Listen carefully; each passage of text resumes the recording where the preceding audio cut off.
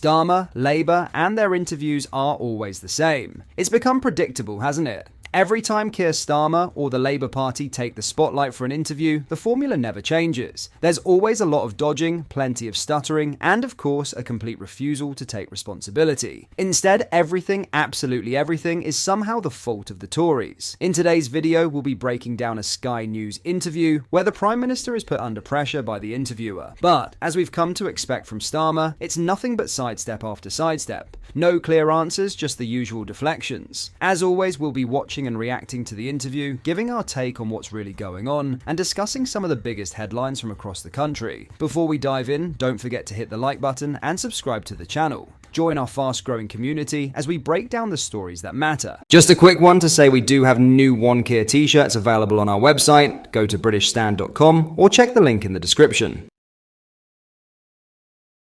England's just cut interest rates, but it's also halved growth for 2025 forecast and raised the inflation forecast and said employers' national insurance hike will raise prices and hit jobs more than expected. It's a poor verdict on your budget and bad news for your growth plan. You must be really disappointed. Well, what I think is significant today is that the interest rates have come down.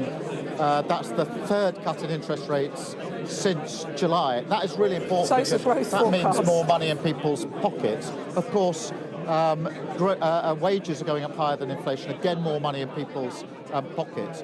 But we're never going to turn around the economy in just 6 or 7 months. It was always going to take time. There's more to do. And that's why the announcement we're making today about nuclear, which is moving this on significantly to small modular reactors, getting again to the front of the queue in the world on that, making sure that can be done elsewhere across the country. So AI, data centres and nuclear can come together. This is hugely important. That means lots of investment into our country, which is then measured in jobs. So when it comes to growth... They said that your NI is going to cut jobs. They said the NI hike will cut jobs.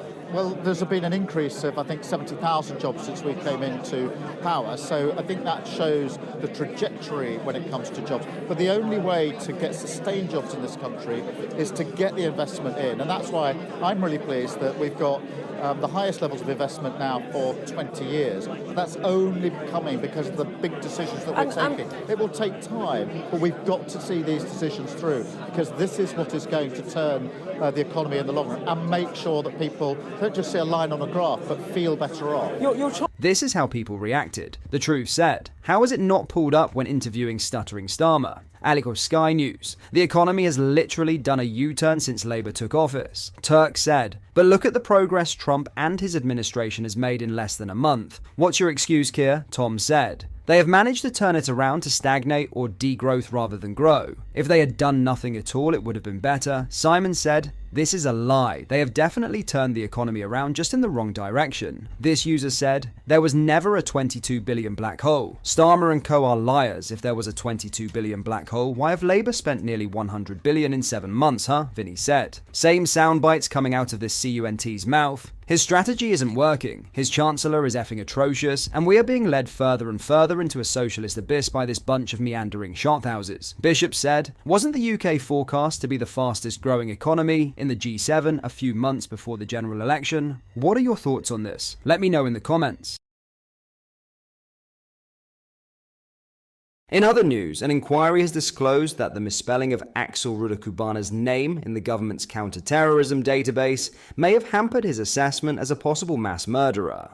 The teenager was given a life sentence with a minimum term of 52 years for murdering Alice da Silva Aguiar, 9, Bebe King, 6, and Elsie Stankham, 7, at a dance class in Southport on July 29th last year. The government's review of the Prevent programme found that Rudakubana's case was closed prematurely after 3 referrals for an interest in knives and mass atrocities between December 2019 and April 2021. While his surname was correctly spelled in 2019, it was misspelled in 2021, which meant that anti-terror officers may not have been able to see a previous referral. Security Minister Dan Jarvis told MPs on Wednesday the Prevent Learning review found that there was sufficient risk for the perpetrator to have been managed through Prevent. It found that the referral was closed prematurely and there was sufficient concern to keep the case active while further information was collected. However, Southport MP Patrick Hurley told the chamber it beggared belief that the report noted Ruda Cubana's name was spelled incorrectly on the Prevent database. The review said Ruda Cubana's surname was misspelt as Prevent officers tried to assess his danger. It read, "The supervisor may not have been able to see the previous referral because the first case record was created under a slightly different spelling. As the supervisor was unable to find the previous referral, this may have caused the case to be closed quickly on minimal information. This may be due to the second referral being created on a new subject individual entity due to the misspelling of Ruda Cubana's surname."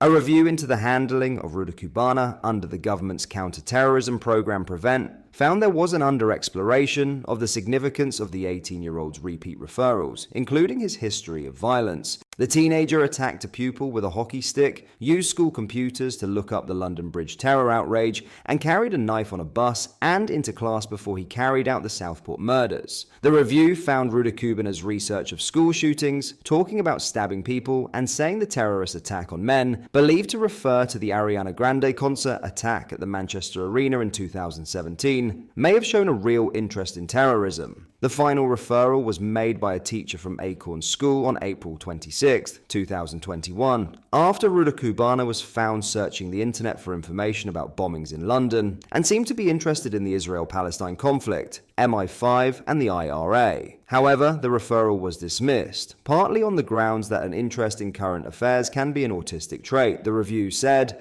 Ruda Cubana's potential autism spectrum disorder and special interest, which frequently are combined, are part of the reasons that make him susceptible to being drawn into terrorism. When taken in context, the potential special interests in mass killings, terrorist acts, and a capability to commit violence, then there is a potential vulnerability to being drawn into terrorism. The case was closed on May 10th. Lastly, King Charles and Queen Camilla will join Italian-American actor Stanley Tucci and the Italian ambassador to the UK for a special dinner celebrating slow food and slow fashion at Highgrove Gardens tomorrow evening. The event, which takes place ahead of their Majesty's state visits to Italy and the Holy See in April, will bring together His Excellency Inigo Lambertini and Maria Grazia Lambertini with representatives from sustainable food and fashion movements. The dinner will feature remarks from His Majesty and the Italian ambassador, followed by a speech from Stanley Tucci, host of Tucci, the Heart of Italy. World-renowned chef Francesco Mazzei has created a bespoke menu for the evening, blending British ingredients with Italian culinary traditions and local flavors to embody the principles of slow food. The drink selection will be crafted by celebrated Italian mixologist Alessandro Palazzi, who will incorporate Italian flavors and herbs foraged directly from Highgrove Gardens. The menu has been inspired by Tucci, drawing on his experience hosting Tucci, the Heart of Italy. What are your thoughts on what we discussed in today's video? Let me know down in the comment section below. If you've not yet already, make sure you do drop a like on this video and subscribe to the channel for more British content. Thank you, take care, goodbye.